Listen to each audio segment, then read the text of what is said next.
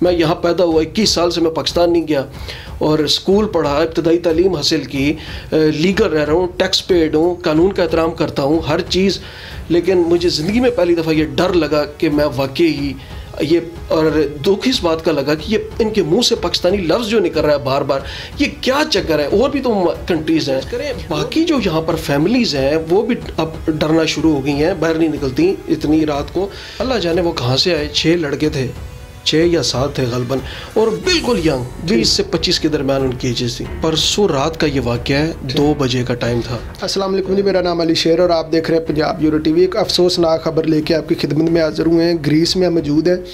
یہاں پہ جی نسل پرستانہ حملوں کو لے کے بہت زیادہ اضافہ ہو گیا. یقیناً ریسنٹلی میں نے ایمبیسی میں ایمبیسڈر صاحب کا انٹرویو بھی کیا تھا, یہ چیز بھی میں نے پوائنٹ آؤٹ کی تھی کہ اس چیز کو دیکھا جائے, اور انہوں نے یقین دہانی کروائی تھی کہ ہم اس پہ سخت ایکشن لے رہے ہیں. ان کی انتظامیہ سے, ان کی گورنمنٹ سے ہم نے یہ چیزیں اٹھائی ہیں کہ یہ قابل برداشت نہیں ہے کسی بھی صورت میں. اور بہت سارے پاکستانیوں کو یہاں پہ مارا گیا, اور آئے دن ایسے واقعات میں اب اضافہ ہو رہا ہے. ریسنٹلی ان کے ساتھ ایک واقعہ پیش آیا, تو ہم انہی کی زبانی جاننے کی کوشش کرتے ہیں. اور ان کی طرف بڑھنے سے پہلے میں 2-3 چیزیں ایڈ کر دوں کہ اس مہینے کے اندر 5 سے 6 واقعات صرف ایتھن شہر میں رپورٹ ہوئے ہیں, جہاں صرف پاکستانیوں کو ٹارگٹ کیا جا رہا ہے. سلوار قمیض کو دیکھ کے لوگ حملہ ہو جاتے ہیں. پھر اس کے علاوہ عید والے دن گولیاں ماریں گے ایک پاکستانی کو, خوش قسمتی سے وہ محفوظ رہے. کل ایک پاکستانی کو اسی طرح مارا گیا اور اس کا بازو جو فریکچر ہو گیا ہے. تو ہم جاننے کی کوشش کرتے ہیں کہ ایسے جو واقعات ہیں وہ کیوں ہو رہے ہیں, اور یہ بتانا اس لیے بھی ضروری ہے تاکہ جو کمیونٹی یہاں پہ رہتی ہے وہ تھوڑی سی احتیاط کرے, اور جو لوگ پاکستان یا اوور آل ہمیں دیکھ رہے ہیں ان کے نالج میں بھی اضافہ ہو سکے. سو ہم گفتگو کا آغاز کرتے ہیں. السلام علیکم جی. وعلیکم السلام. بہت شکریہ پیارے بھائی, آپ نے ٹائم دیا. سب سے پہلے اپنا اسم گرامی بتائیں. محمد فرحان ملک میرا نام ہے, اور سب سے پہلے تو علی شیر بھائی آپ کا وقت کا میں ممنون ہوں. اس کے بعد کیا نام ہے, یہ چاہتا ہوں کہ پرسوں رات کا یہ واقعہ ہے, 2 بجے کا ٹائم تھا.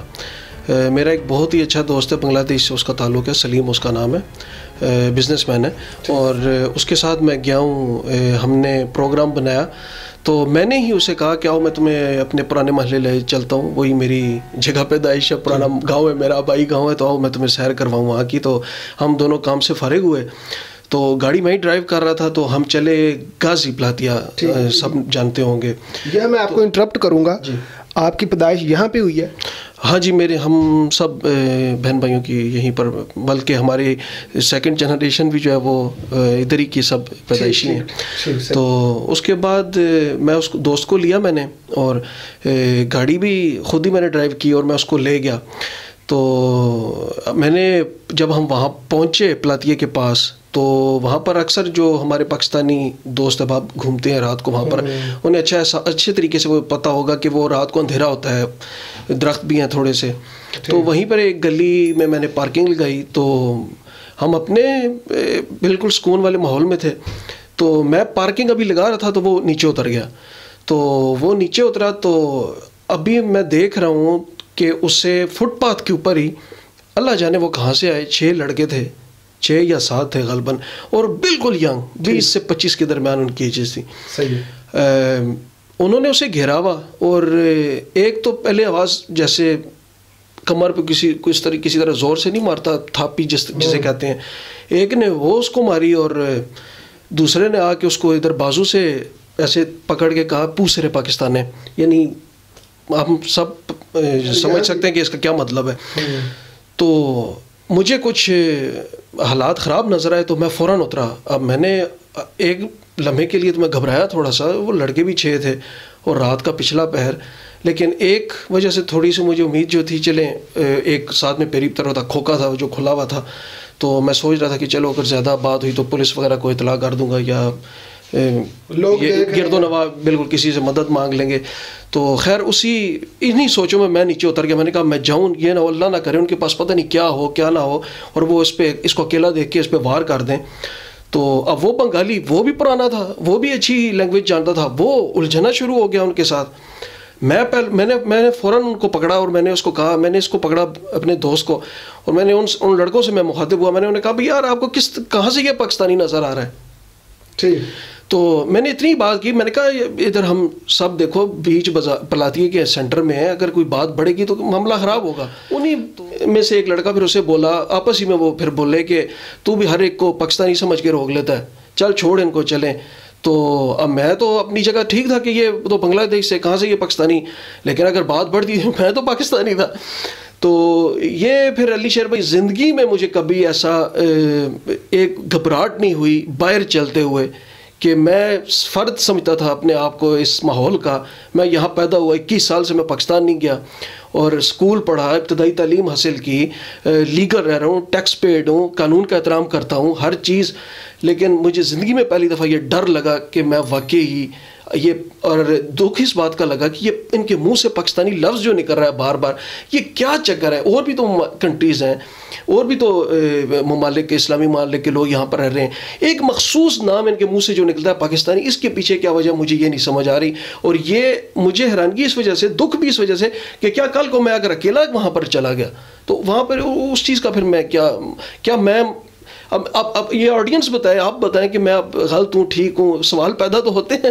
یعنی کہ انہوں نے پاکستانی کا نام جو ہے نا وہ یہ تھوڑی سی ہے, وہ ٹارگٹ پاکستانیوں کو کر رہے ہیں. ٹھیک, جب آپ نے یہ سنا کہ وہ کہہ رہے ہیں کہ اچھا یار یہ تو پاکستانی نہیں ہے, چھوڑو ان کو, تو وہ جو کیفیت تھی آپ کی, اور آپ کو کیوں لگتا ہے کہ یہ نفرت کیوں پائی جاتی ہے؟ دیکھیے, جو چیزیں وہ کہتے ہیں نا کہ ظاہری ثبوتوں کو دیکھ کے چیزیں جج کی جاتی ہیں, جو میں دیکھ رہا ہوں اس میں دیکھیے دو چیزیں ہیں. ایک تو ہوتا ہے لتھرو میتاناستس, اور ایک ہے ہم جس کیٹیگری میں آتی ہے اکنومکی میتاناستس.